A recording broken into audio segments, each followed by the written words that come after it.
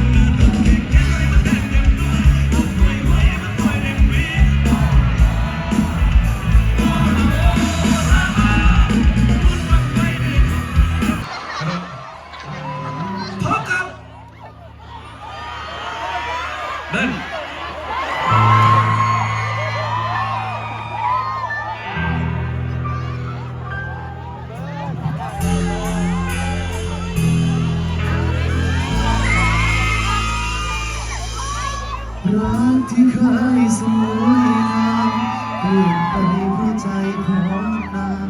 เริ่มสิจืดจางบ่มีความหมายหาบ่แน่นอนน้ำตาเปียกฝนนอนฝันว่าชั่วสิเธอให้น้องไปสาไปหาคนที่คู่ควรไปแล้วอย่าหวนสุดท้ายว่าให้น้องไปสาไปหาคนที่คู่ควรปล่อยอายให้เหงาซึมเศร้าคนเดียวเรื่อยไปไม่ต้องสนใจปล่อยอายไปลำพัง